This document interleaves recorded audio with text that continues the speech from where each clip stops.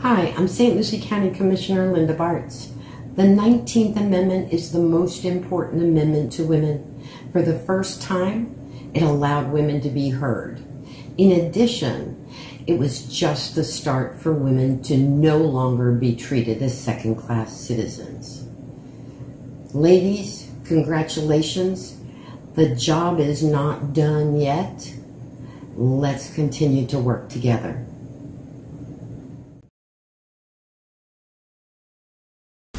Hi, I'm State Senator Gail Harrell, and I'm so pleased to be here today with the St. Lucie County League of Women Voters to celebrate the passage of the 19th Amendment, giving women the right to vote. What a wonderful day. It took over 70 years of those brave, determined suffragettes marching, rallying, petitioning state and federal government in order to finally achieve the right to vote. On August 18th, 100 years ago, Tennessee became the 36th state to pass the 19th Amendment and reach the 36 states needed to make this part of our Constitution. As the old adage goes, we've come a long way, baby, but we still have further to go. As a member of the Florida Commission on the Status of Women, I know that, and I invite you to join me in November. Exercise that important right to vote. See you at the polls. Continue. Every time there is an issue that comes forward where people have the right to vote or have the need to vote, there seems to be a battle, whether it be for black men getting the vote, for Native Americans getting the right to vote, for returning citizens getting the right to vote. There's always an issue. But because of our founding mothers, when it came to the right to vote for women, we know how to do that. We know how to be tenacious, to stick with it, to take the hurls and insults when they come. But we hope that we don't have to continually fight the battle for equality and equity for everyone.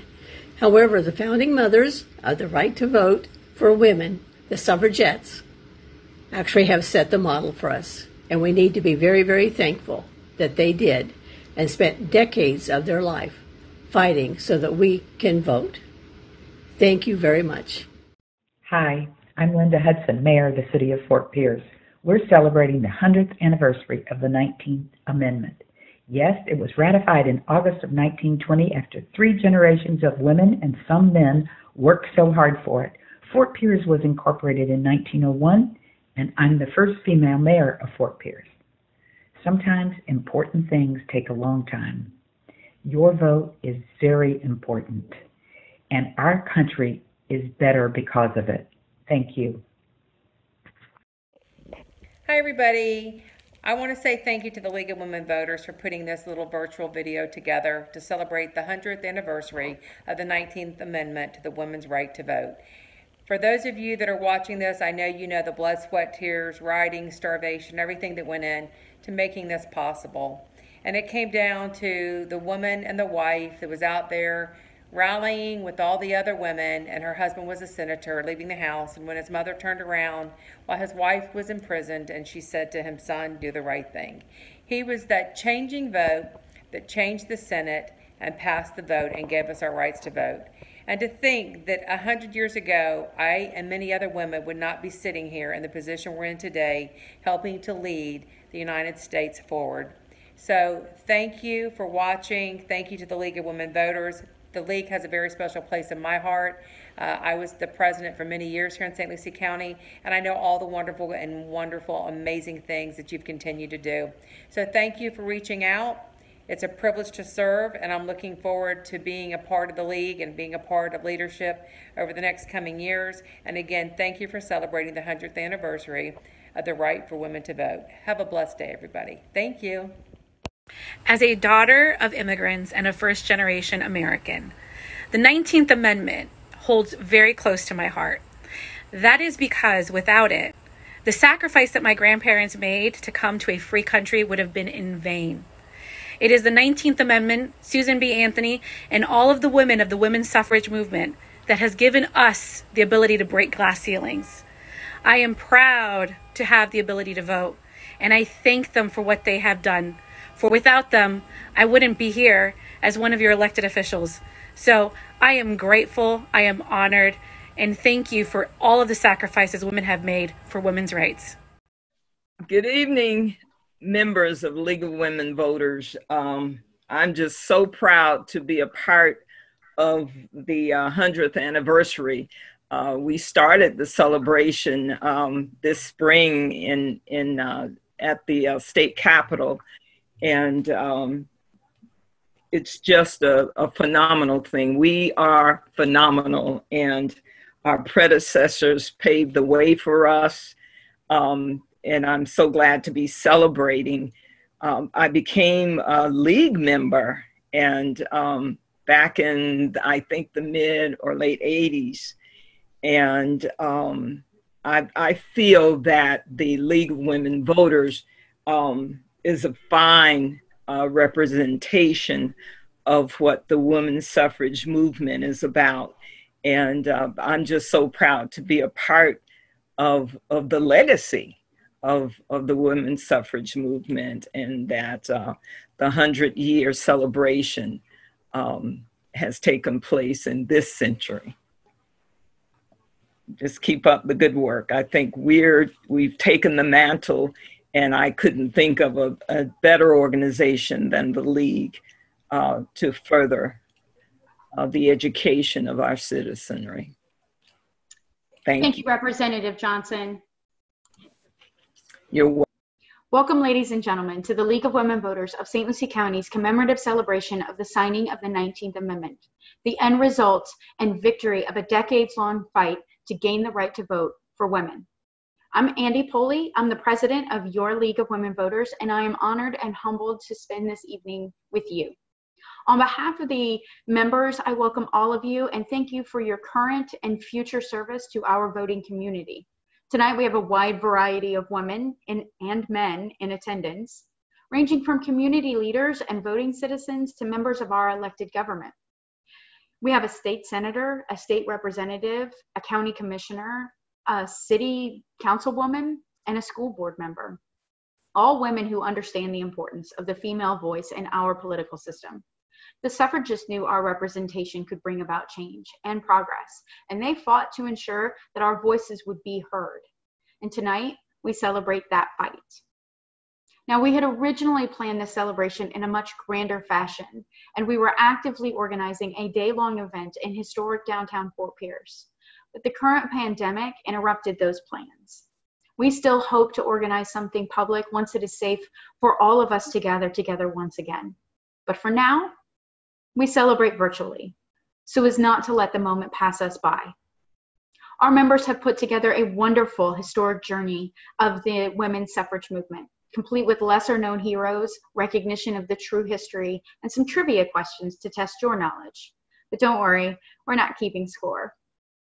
I am certain you will learn something new tonight that you can share with your friends, your family, your daughters, your granddaughters, to further deepen their appreciation of this sacred right earned so long ago. Following our historical journey, we'll fill you in on the purpose, goals, and activities of the League of Women Voters, and tell you how you can join us and become your own part of history. We hope you will find this evening to be entertaining and uplifting and motivating and educational. And now, on with the show. Christina? It is widely believed that the idea of votes for women began at the Women's Rights Convention in Seneca Falls, New York in 1848. In reality, the idea of including women in a new nation dates back to the very beginning. Abigail Adams, the second First Lady of our country, wrote frequently to her husband John while he was serving in the Constitutional Congress. In one letter, she advised him, "Remember the ladies, John, and be more generous and favorable to them than your ancestors. If particular care and attention is not paid to the ladies, we are determined to foment a rebellion, and we will not hold ourselves bound by any laws in which we do not have a voice or representation." Her words would prove to be true as work toward women's rights, general equality of all people, and the abolition of slavery were all actively underway by 1848, and suffrage was little more than an afterthought. Many citizens, including Lucy Stone and Frederick Douglass, had been speaking out for equality and against slavery across the country.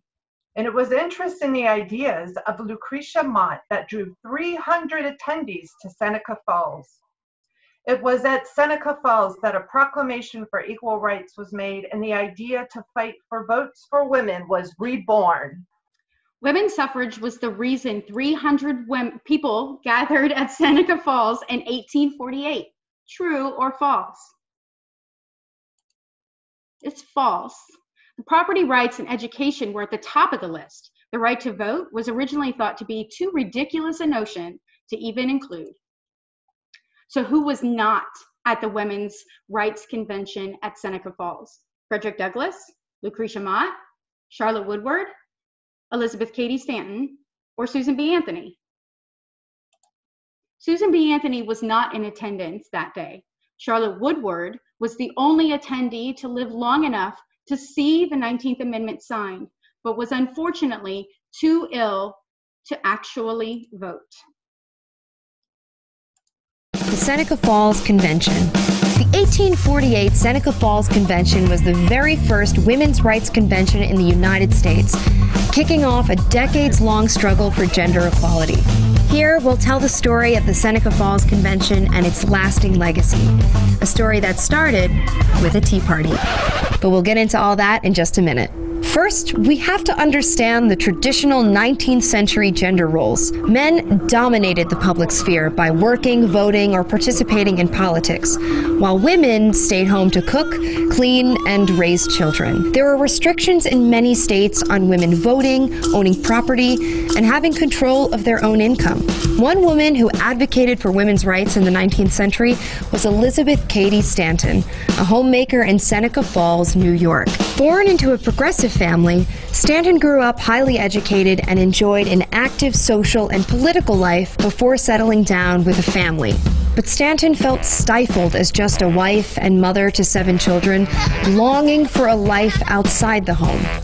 She soon found it in a local group of Quaker women who embraced equality, community, and activism. They invited her to a small social gathering, a tea party, which included a Quaker activist named Lucretia Mott. Mott and Stanton had met years before at an anti-slavery convention in London, but they were denied entry due to their gender. It was during the tea party that Stanton lamented the injustice of a woman's unequal status in society. Her words resonated with the others, so the women decided to hold a gathering that would call attention to the social, civil, and religious rights of women, the first of its kind in the United States. It became known as the Seneca Falls Convention, taking place on July 19th and 20th, 1848, with over 300 people in attendance.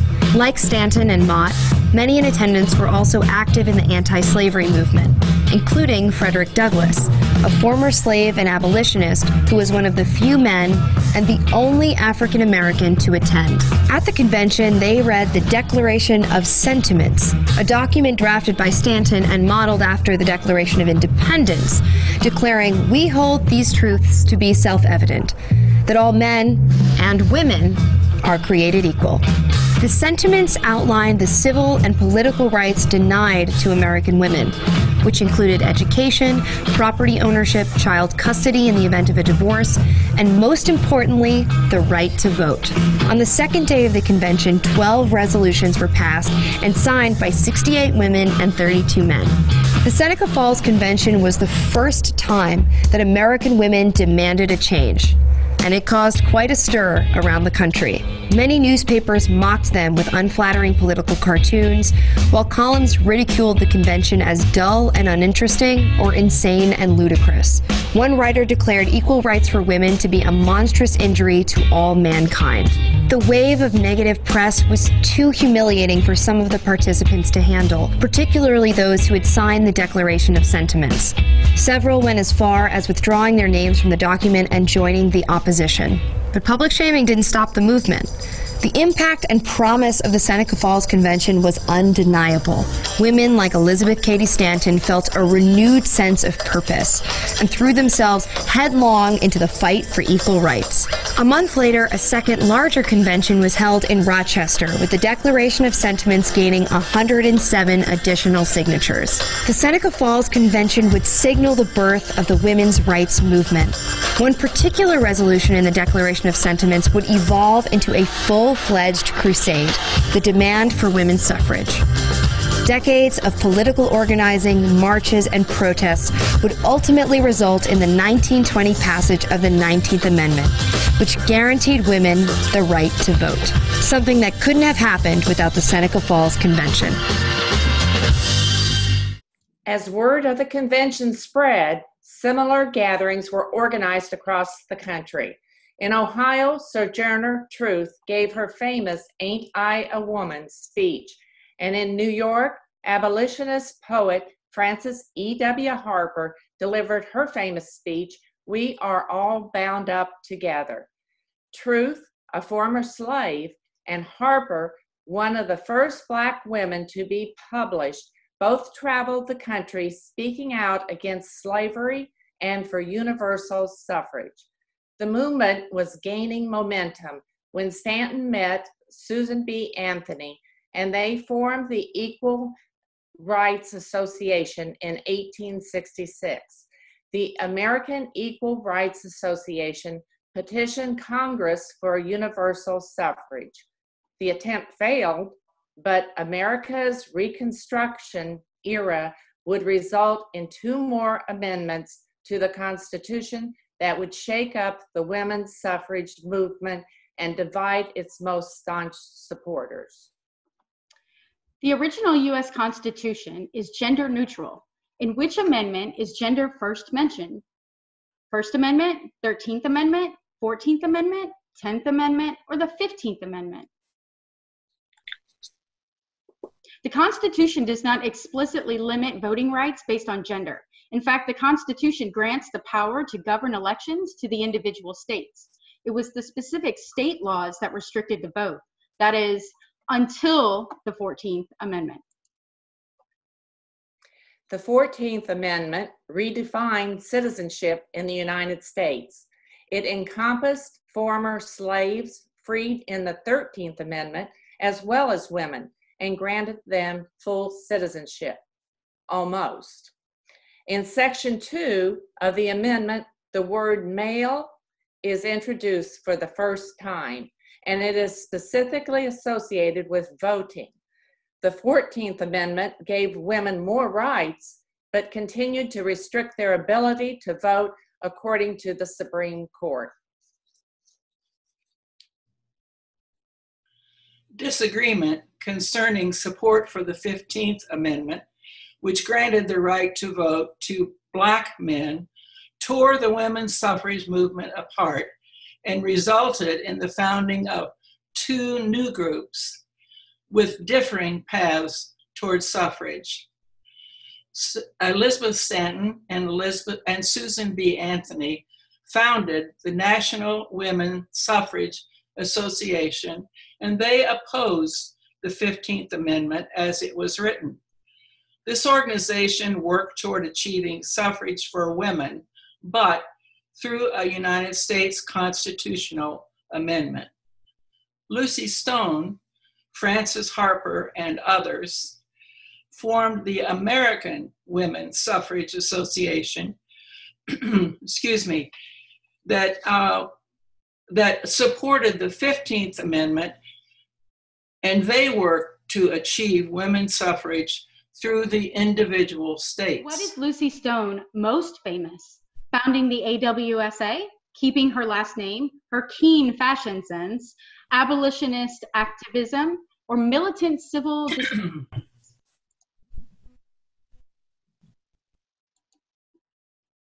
Married to Henry Blackwell, an active advocate for equal rights and social reform and one of the founders of the Republican Party, Stone kept her maiden name with the vocal support of her husband. Elizabeth Stanton once said that Stone was the, quote, first woman to argue against marriage laws and did so at the altar.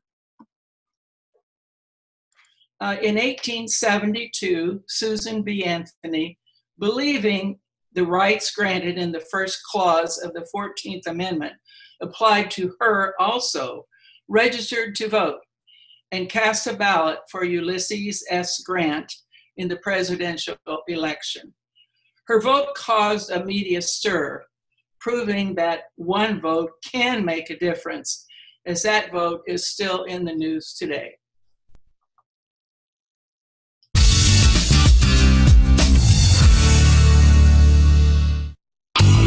She was a great inspirational leader. She rallied hundreds of thousands of women. Susan B. Anthony changed the course of history for women in the United States. At the beginning of her career, of her dedication to women's rights, she was much despised. Her arrest for voting in the 1872 presidential election and eventual trial paved the way for women's political rights. One of the things she brought to the women's movement was a tremendous faith. Susan B. Anthony was born in 1820 in Adams, Massachusetts. She was from a tight-knit Quaker family who believed in education. In the Quaker meeting house, men and women spoke equally. And so Susan B. Anthony thought that that's the way it was everywhere. The reality was most women were uneducated, could not own property, had few legal rights, and were subservient to men. And Susan B. Anthony wanted equal rights under the law for both sexes. Anthony met Elizabeth Cady Stanton, the architect of the first Women's Rights Convention in Seneca Falls, New York, and the duo teamed up. They were responsible for every right we have as women today. Stanton had the sort of intellectual vision. She had the way with words. And Anthony had from the beginning the vision of what it meant to build a movement. It was 1872 that Anthony caused a national sensation when she voted in a presidential election illegally. Her trial had an all-male jury, and Anthony was not permitted to speak on her own defense. The trial was rigged. Her vote didn't count, but she got great publicity value out of it. Anthony was fined $100, which she never paid. She did, however, continue to spread the word on women's rights throughout the U.S. and Europe. She appeared in front of every Congress from 1869 until 1906, the year she died. Women were finally given the right to vote in 1920, 16 years after Susan B. Anthony died. I think that every February 15th, women in this country should recognize that as Susan B. Anthony's birthday, and just for a second, say thank you. Although lauded as two of our biggest heroes of the women's suffrage movement, both Anthony and Stanton prioritized suffrage for all women over voting rights for Black men, consequently aligning their movement with the efforts of white supremacists and allowing racism to infect the movement. It is a sad and dark truth about our history, but also allows us the opportunity to highlight women of color in this fight.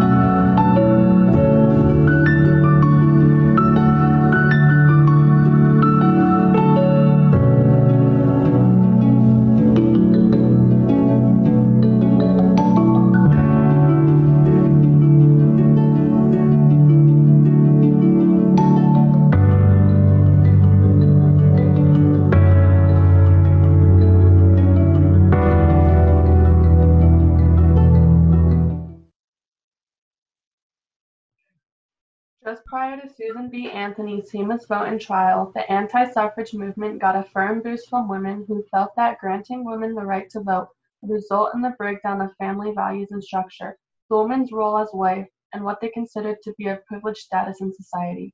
They believed that women had no place in the political arena, nor should they want one because it was so corrupt and would inevitably corrupt the women. They believed it was unladylike for women to fight with men in Congress and feared that the states with more women would fall under the so-called petticoat rule. They formed their own organization, National Association Opposed to Women's Suffrage, publishing papers and vicious cartoons depicting suffragettes as unloved, unwanted women who hated men, had no morals and no sense of their place, who had the audacity to want to wear pants. Some of these concepts are so ingrained in our fabric that Carol Moseley Braun, the first Black woman elected to the U.S. Senate, would face scrutiny for wearing a pantsuit on her first day in Washington in 1993. The anti-suffrage movement was financially supported by businesses nationwide who felt that granting this right to women, the nation would open up the business world to them as well. But the majority of opposition came from women who were simply concerned that women involved in politics, through their vote or elected position, would not have the time to raise morally upstanding children. Which president wrote in favor of women's suffrage in his college thesis? Theodore Roosevelt, Grover Cleveland, Abraham Lincoln, Woodrow Wilson, or William Taft? Theodore Roosevelt had extremely progressive ideas for his time, as evidenced by his Harvard thesis. He also started the national park system, which today includes many landmarks to the suffrage movement. At the turn of the century, the suffrage movement took on a new look. The National Women's Suffrage Association and the American Women's Suffrage Association would again join forces to create the National American Women's Suffrage Association and set out to achieve voting rights for women in both the states and in Congress. There had been some successes with the states over the years. Several Western states like Utah and Wyoming had already granted full voting rights to women. The boom of the Industrial Revolution and the election of Theodore Roosevelt, whose Bull Moose Party platform included women's suffrage, both drew more attention to the cause, infusing it with new life, new activists, and new techniques. Enter Alice Paul. What degree did Alice Paul earn? A bachelor's in biology, a master's in sociology, a PhD in sociology, a law degree, or a doctorate in civil law? All of them. She studied in both the United States and in Great Britain, having come from a Quaker family that encouraged education in all of their children. The fiery activist who devoted her life to fighting for women's rights. Meet Alice Paul.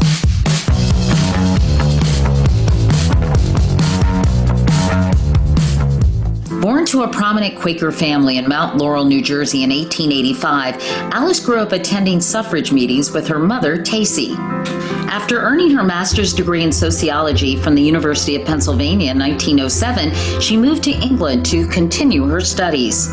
She quickly connected with Britain's rowdy suffragist movement, joining street protests, committing acts of civil disobedience, and even getting arrested for demanding the right to vote.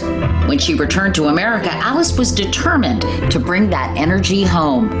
Working with the National American Women's Suffrage Association, she organized a march in Washington, D.C. in 1913 that attracted thousands.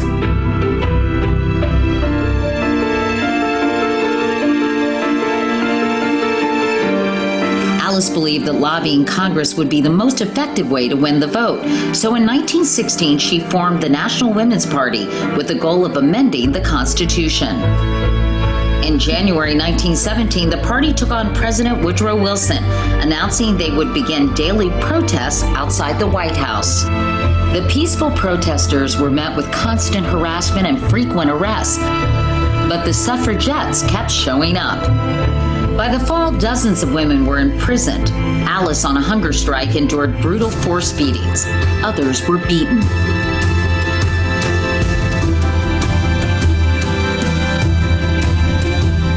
Faced with a public outcry, federal authorities released the prisoners in late November, and in January 1918, President Wilson urged Congress to pass the suffrage amendment. By 1919, it had been approved by both the House and the Senate, and after state ratification on August 18, 1920, the 19th Amendment became law. Women had finally won the right to vote. Alice moved on to her next challenge, passage of the Equal Rights Amendment, which she wrote herself. Men and women shall have equal rights throughout the United States and every place subject to its jurisdiction. The ERA faced strong opposition, and some thought it might even undermine existing protections for women. After being introduced in 1923, it took nearly 50 years for the ERA to pass through Congress, but Alice refused to give up. Alice died in 1977 as the ERA was being voted on by the states, a battle that continues today. In 2020, Virginia became the 38th state to ratify the ERA, almost 100 years after Alice first proposed it. Alice Paul, a lifelong crusader for gender equality.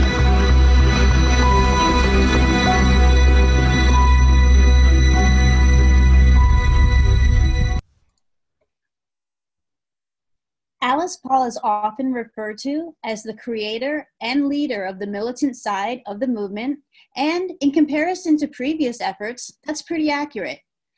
But it should be noted that this is a movement that resulted in half the population of the nation gaining a right that forever altered politics without ever engaging in a single act of violence. They marched, they picketed, they were arrested, but they were never violent. Which group formed a line around the women's suffrage march to protect them from violent opposition? The Boy Scouts of America, the National Guard, the United States Marine Corps, the Washington, D.C. Police, or U.S. Senators? According to the National Park Service, it was a group of Boy Scouts in the crowd that day that rushed to form a barrier and protect the marchers from an unruly crowd of hostile, intoxicated onlookers who were yelling and throwing objects at the marchers.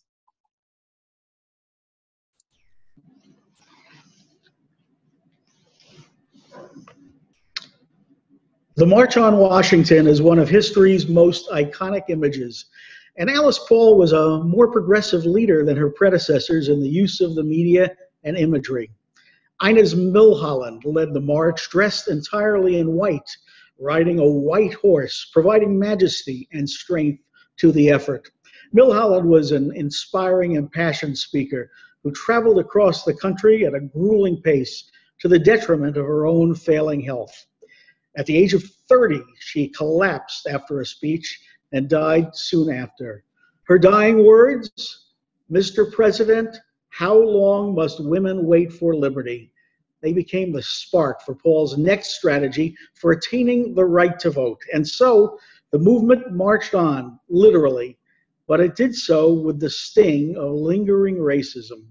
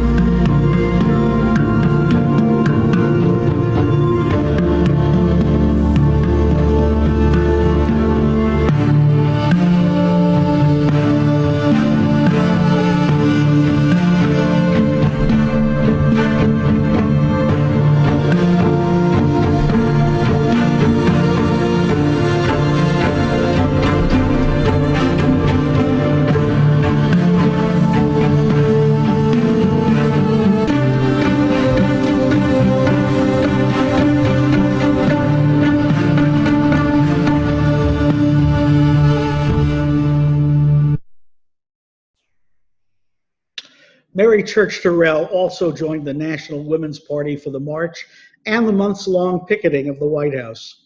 Having met and worked with Wells during the anti-lynching efforts, together Terrell and Wells had co-founded the National Association of Colored Women's Clubs for the advancement of Black women and their right to vote. Terrell went on long after the passing of the 19th Amendment to speak out for equality and would later co-found the National Association for the Advancement of Colored People, the NAACP. Following the passage of the 19th Amendment in the U.S. Senate in June of 1919, it would still take a full year to get the amendment ratified. In February of 1920, Carrie Chapman Catt founded the League of Women Voters. She realized that ratification could occur at any moment leading up to the 1920 presidential election, and newly enfranchised women were going to need some support. She then moved on to the fight in Tennessee, where she befriended the mother of Harry Byrne, the youngest member of the Tennessee House of Representatives. He had opposed adopting the 19th Amendment to the state constitution, and the voting was neck and neck. But the morning of the vote, Byrne received a letter from his mother urging him to be a good boy and cast a vote in favor of suffrage. Byrne obliged his mother, and the 19th Amendment became law 100 years ago today when it was signed by President Woodrow Wilson. The road to women's suffrage had many faces. Some are left out of the history books and retellings. Ida B. Wells, Sojourner Truth, Mary Church Terrell, and Frances E.W. Harper were all prominent figures in the fight for equality, but often overlooked because of racial bias. This omission from history is even greater for the Native American voices of the movement.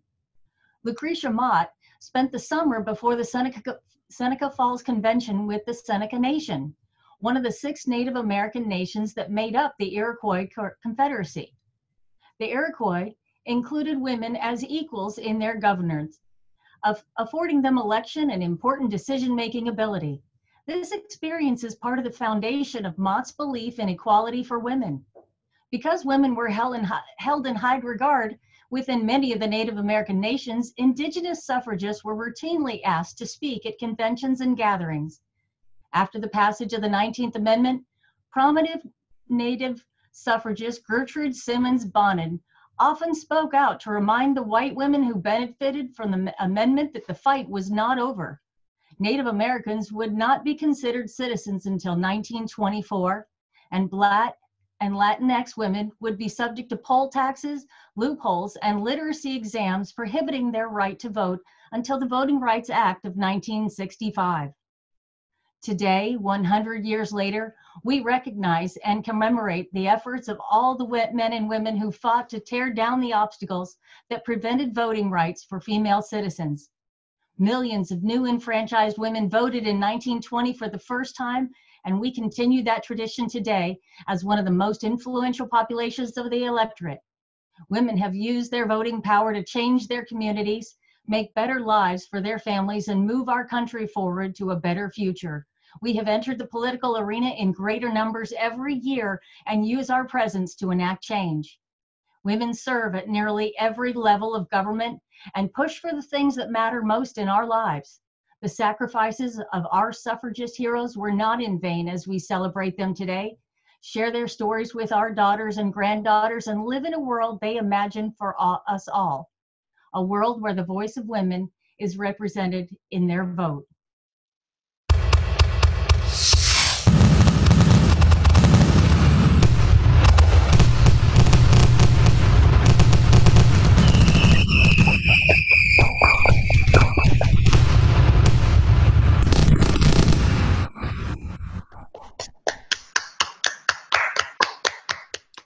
The League of Women Voters is proud to be part of the legacy of the suffrage movement.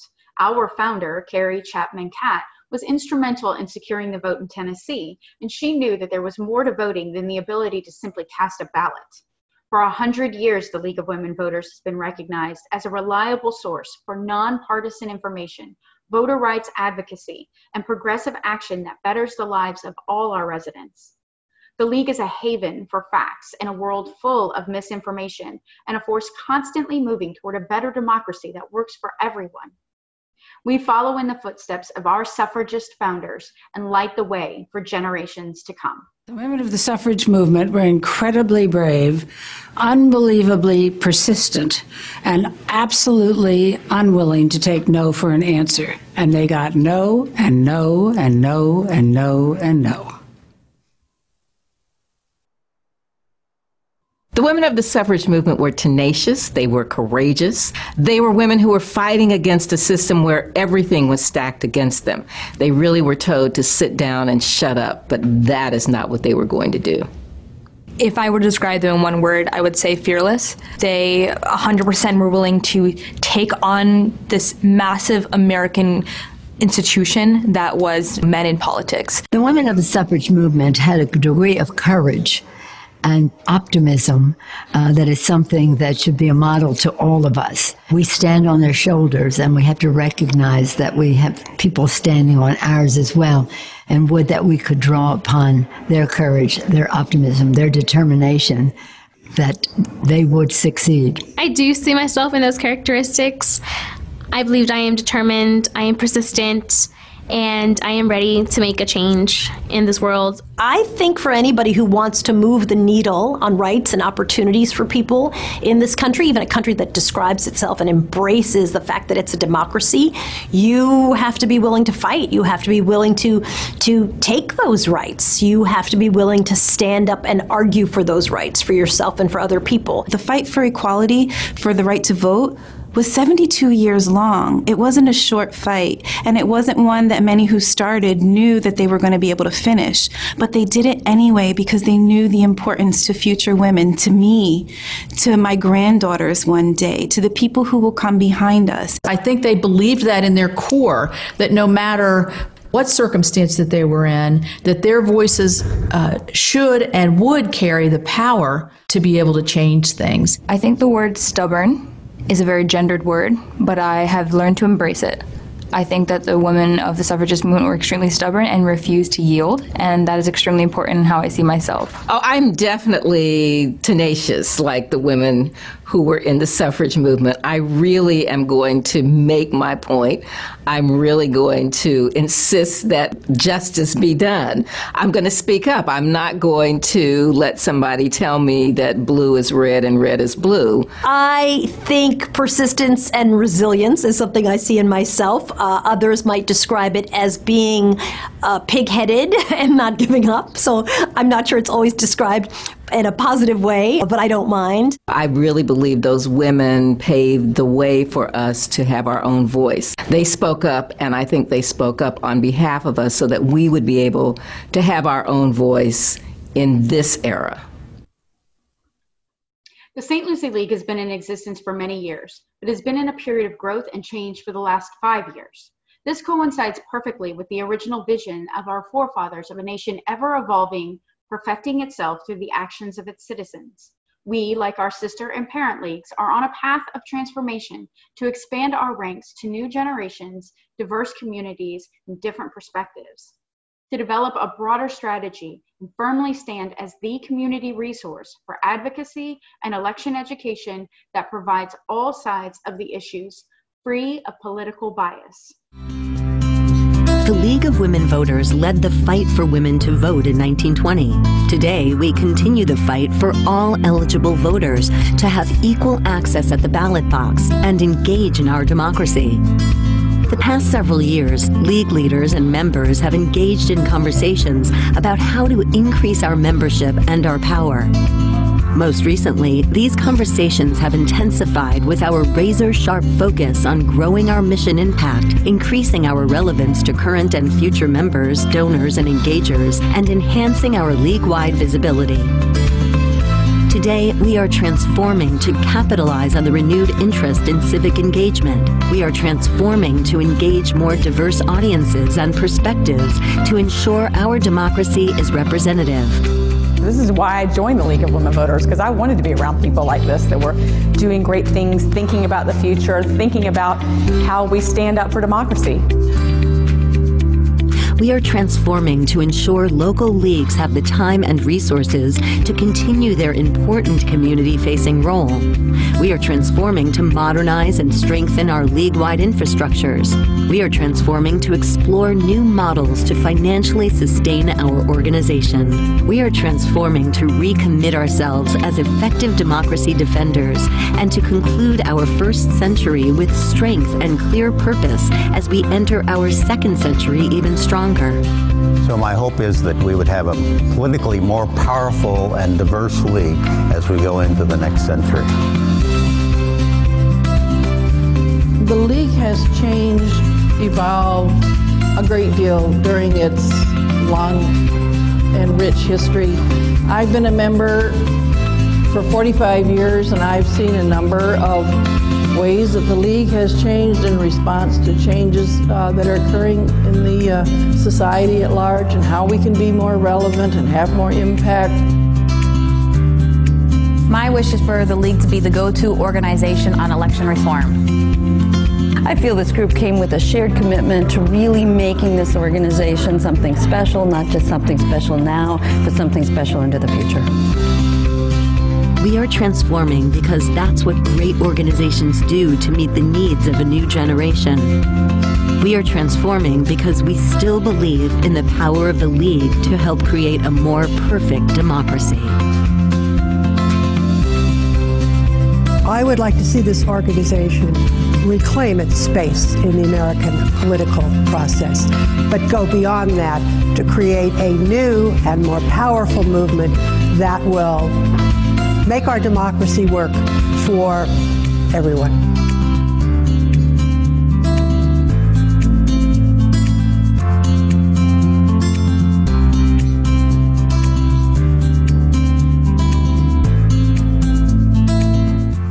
We are not alone in our work. All grassroots local leagues are part of state leagues, and all 50 states are represented.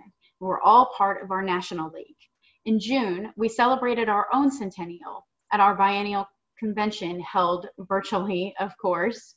Our keynote speaker was Nora O'Donnell, who reminded us of our purpose and impact. Today, we celebrate the power of women to make change. 100 years ago, the League of Women Voters was born out of a desire for justice and equality. And today, that fight continues as we stand on the broad, courageous shoulders of every woman involved in this mission. You know, this year, 2020, will be an historic year for many reasons. It has been overshadowed by a global pandemic, economic volatility, and painful reminders for all of us that we have a long way to go towards racial justice and equality. But 2020 is also a year for two important centennials, each offering lessons and insights that might help us navigate today. In August, we will celebrate the ratification of the 19th Amendment, which prohibited states from denying citizens the right to vote on the basis of sex. Just last week, the Supreme Court ruled on a landmark civil rights case that further expands protection from sex discrimination in the workplace by acknowledging the rights of gay and transgender people. In many ways, this year's ruling is a beneficiary of tireless activism a century ago by a group of women who rallied around unfair omissions in the U.S. Constitution and who compelled our government, a government led almost entirely by men, to change the law. And not ready to rest on their accomplishment, they formally reorganized on February 14th, 1920, as the League of Women Voters. As you know, today the League is a vibrant, nonpartisan organization that is dedicated to empowering voters and defending democracy. It's also a staunch advocate for voting rights, equal opportunity, and elections that are free, fair, and accessible to all. Now, November is going to come, and it will arrive before we all know it. And with it comes the most sacred of our American traditions, the election of our president. And this year, the state of the world raises the stakes for our democracy. We must all ensure safe access to polling places. We have a duty to broaden voter registration policies, and we have to combat voter suppression. These are all issues that lie at the heart of the League of Women Voters. And as I thought about your 100th annual convention, pretty amazing, I realized that my work is inextricably tied to your heritage. After all, our country was founded from protests and leaflets. So too was a women's right to vote. Activism and journalism go hand in hand, and women have proven throughout history to be masters of both. The marches and sit-ins of the suffragists gained national attention because of journalists like Miriam Michelson, whose prowess as a storyteller and reporter convinced a broad audience of men, as well as women, that the time had come for women to have a say in our politics. Journalists like Miriam amplified the voices of suffragists like Susan B. Anthony to ignite a movement. Think about that. Today, we need more women in our leadership and in journalism. This is especially true for women of color, who are sorely underrepresented in both fields and who are most at risk from the consequences of their absence. 100 years ago, we advanced equality for American women. On this historic anniversary, let's advance equality, period. We should not rest until there are more Black and brown women in public office. We should not settle until a woman of color has an equal opportunity to cast her vote. And we should not celebrate until there are vastly more women, and particularly non-white women, reporting news and providing perspectives on the issues that hold us back from greater equality. If any organization can make this mandate a reality, I am certain it is the League of Women Voters. And I congratulate you on powering the vote for 100 years. Thank you. As we prepare for the upcoming election in November, your league will conduct candidate forums, produce online and printed voter guides, register voters and advise them of their rights and election procedures, present to other organizations, large and small, to expand voter knowledge. But we don't stop after the election. Our issues committees follow legislation to keep voters aware of the progress of the issues that matter to them. The League is an important resource and advocate for our community, but I'll let some of our members tell you about their own experiences. Mel? Hi, I'm going to tell you why I'm a League member. I'm a first vice president here in the League. In the Hopi tradition, there is a word, koyaanisqatsi, which means living in a balanced existence. Since the inception of the earth, the powers between the masculine and feminine have always been imbalanced. Now we feel it even more so. But if we are awake, we realize that Mother Earth, or Gaia, and the power of the feminine are clearly calling out to us as this rebalancing takes place before our eyes. For it is women, the penultimate providers of life, who hold and sustain life within. I joined the League over 20 years ago to assist in bringing the needed balance back to the earth via the feminine and the masculine, and helping to sustain our planet and its life through the elements of water, air, soil, and fire, and through its animal, plants, and minerals. I also joined the League in its Great Decision series to better understand foreign policy and the components of leadership required in the implementation of such policy. I joined the League so that justice and equality are executed for all, so that as a League leader, I could help ensure our constitutional civil liberties, rights, freedom, and potentials, and that these are realized and held sacred for all who live here in these United States. I can think of no better time in our lives than the right to our real and existential koyaanisqatsi, so prevalent on the earth here right now, than through the League, a relevant, resonant, and visible organization imbued with the spirit and numinosity of the suffragists that first cared, partnered, and joined in force to help the earth rebalance the power of feminine to masculine so that we all may coexist peacefully. Thank you. Nancy Lumley? Thank you. I'm not sure why I'm not bigger on the screen, but here I am. I am a 50-year member of the League of Women Voters, having joined 47 years ago in Bloomington, Indiana. And after Mel's very eloquent explanation of her reason that she is involved in the League of Women Voters, I was thinking, actually the reason I first became a member was probably selfish on my part, because I was a stay-at-home mom, which is kind of very difficult to accomplish today, I know. But I loved reading Dr. Seuss, but after a while I felt a need for a little more stimulation than that. And when a friend suggested to me that I should join the League of Women Voters, I jumped on the chance. So for 50 years, I have relied upon the League to keep me educated, informed, and involved in government and being the kind of citizen that I would hope that we could all become. So my passion for the League, I think, has continued to be wanting to make all citizens aware of the education, the information, and the guidance that the League of Women Voters can give them as voters.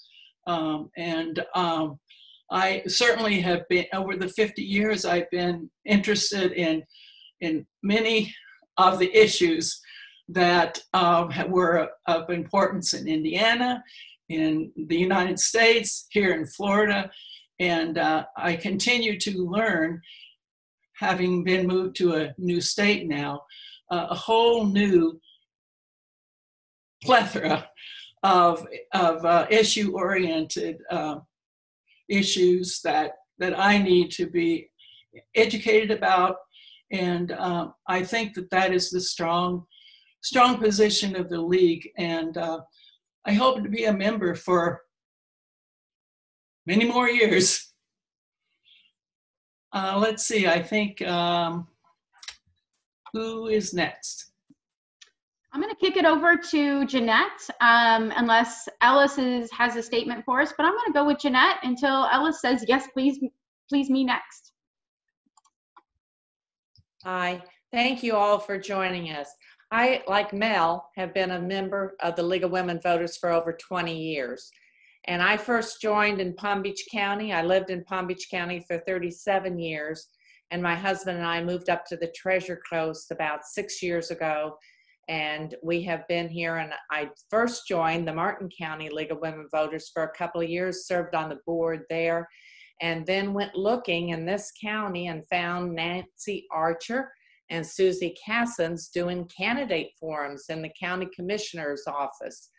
And I was very enthused about that, and I have joined them, and we started trying to build a local group again. I understood there was a large group prior to our doing that at some point, but we're growing now, and I want to put out my appeal for people who are new on here that join us.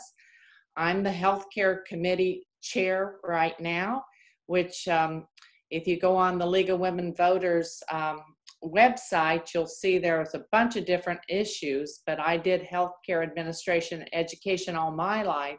So this was a way I could contribute to the League.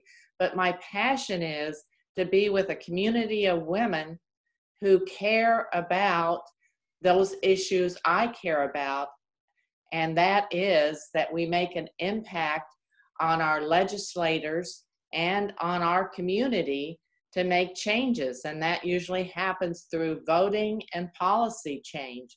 So this is very important to me, and I will continue to fight for the right to vote. I volunteer at the canvassing board with our supervisors of elections, and I've been a poll worker, and I've been out on the street talking to people and registering voters. So I am very passionate about this issue and can do this in my retirement. So I'm pleased that I am joined by this wonderful group of women and men that you kind of saw tonight across the board. So thank you again. Thank you, Jeanette. Nancy Archer, do you have a statement? Yeah.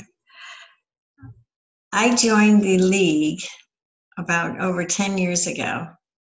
And the reason why I joined is because I wanted to be informed about the issues that were going on around me. And I wanted others to be informed and to be an educated voter. I have found that this League has been extremely helpful in doing that. And I think it's also extremely important that we go out there and let the people know what the issues are, and then have them make their own decision.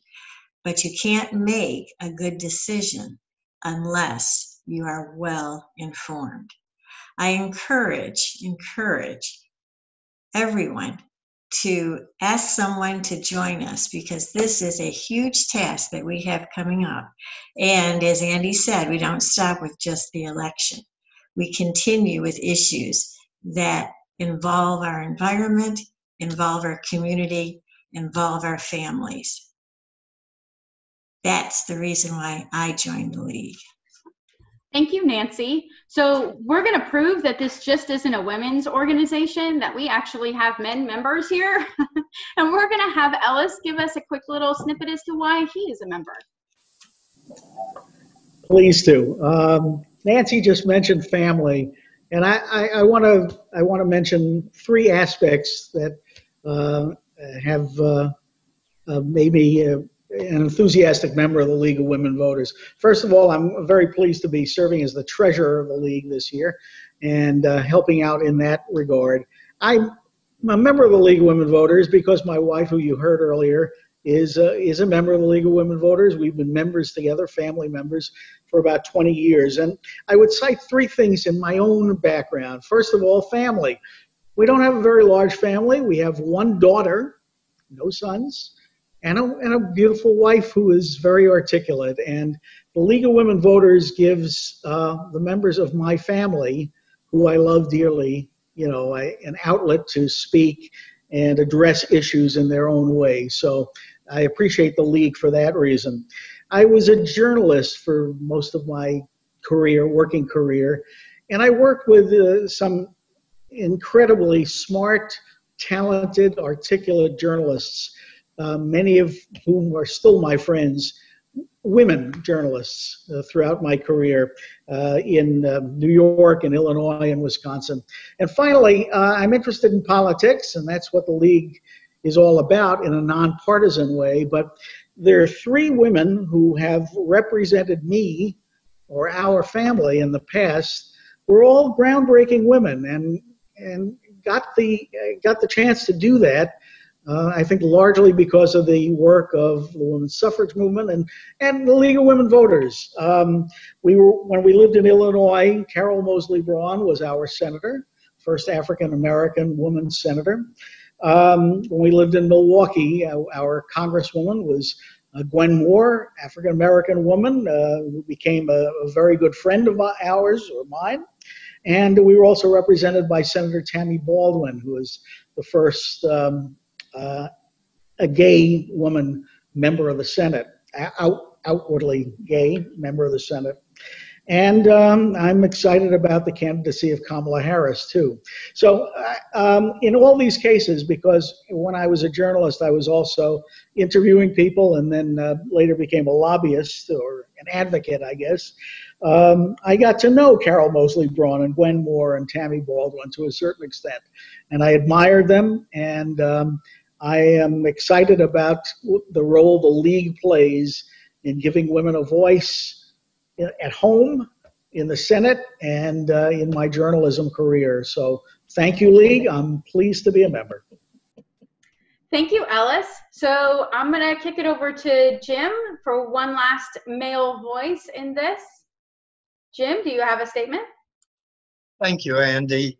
The League is incredibly important to me. When I was growing up, both my parents instilled in me that